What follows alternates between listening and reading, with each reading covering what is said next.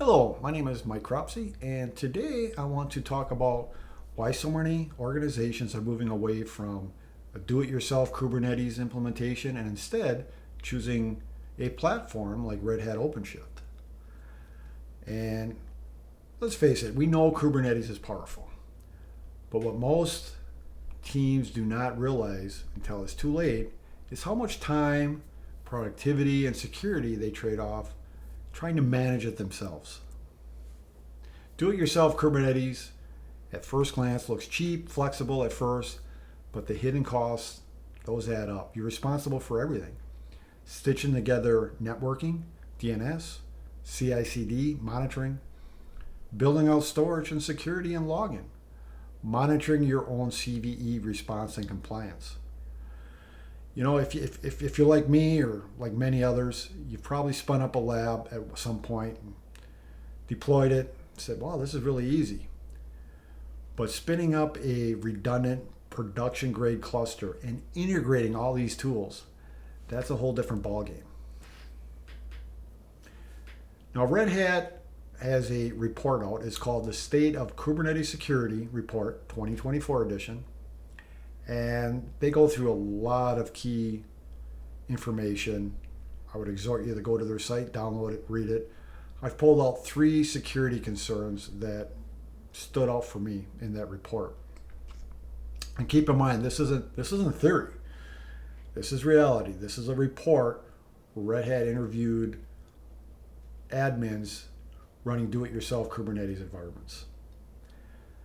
They found that 67% of those questioned, they delayed deployments due to Kubernetes security concerns. 46% of those studied lost revenue or customers from a container security incident. And 42% still list security as a top concern. These numbers are not edge cases. These are business risks that affect your bottom line. Now let's see what the community says. I went to Gartner Peer Insights and a couple Reddit forums. I pulled out 3 that jumped out at me here. One said, we built a K8 platform, now it's unmanageable. Another user said, security and compliance are a nightmare.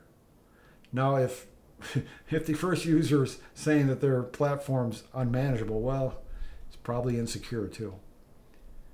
And productivity concerns were raised. One user says, our developers wait too long for infrastructure access. Now you're thinking, what does OpenShift bring to the table? How can OpenShift help? Well, here's what OpenShift can do. Number 1, with OpenShift, you get built-in automation and GitOps. Tools like Argo CD, Tecton, pipelines, already integrated, already tested.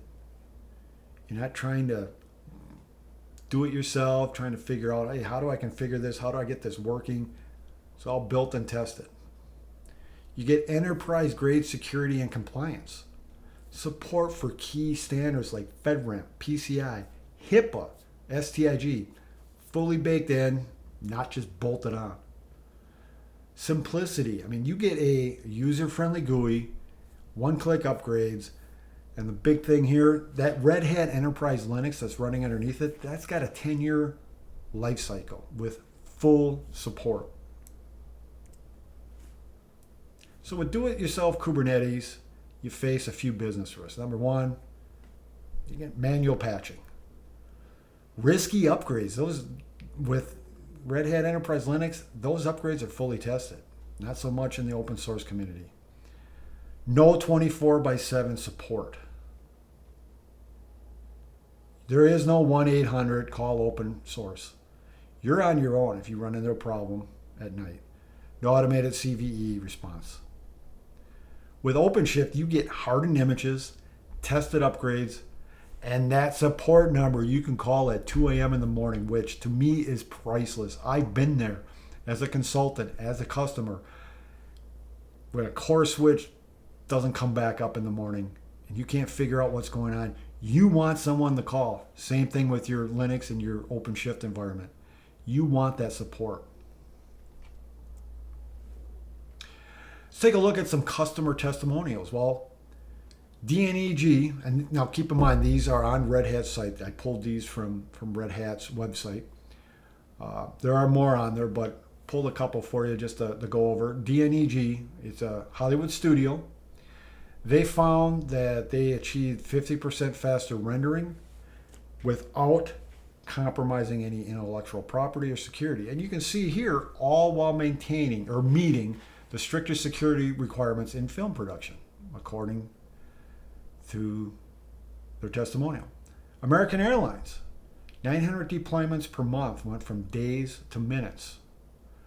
And various healthcare testimonials where EHR systems were modernized, still while maintaining compliance. And the key one here, developers now ship updates faster and more securely. How many times do you see in IT where something is faster, deployed faster, and still more secure? I mean, that's a big win right there. Consistency across clouds and on-prem. Well, OpenShift provides a consistent user interface, whether you run on AWS, Azure, GCP, or on-prem. Your developers get the same environment no matter where they are. And most companies now are running a hybrid architecture. They're not just running one cloud or just everything on-prem. So this means no retraining, no re-architecting, no relearning different cloud native tools. And if you think OpenShift locks you in, not at all. It is cloud native computing foundation certified Kubernetes under the hood. It's built on open standards. If you move away tomorrow, your pipelines, your apps still work. So you get the guardrails, you get the enterprise support without losing that flexibility. So here's the bottom line. If you're building Kubernetes for production, you need more than just a container platform. You need security, simplicity, and support. And that's what OpenShift delivers. Now, if you want to try it for yourself, Red Hat, I've done this. I use their sandboxes online. You can test OpenShift hands-on, see for yourself, dispense any worries that, how am I going to learn this? I have to learn a whole new environment. Take it for a test ride, see how easy it is to get up to speed.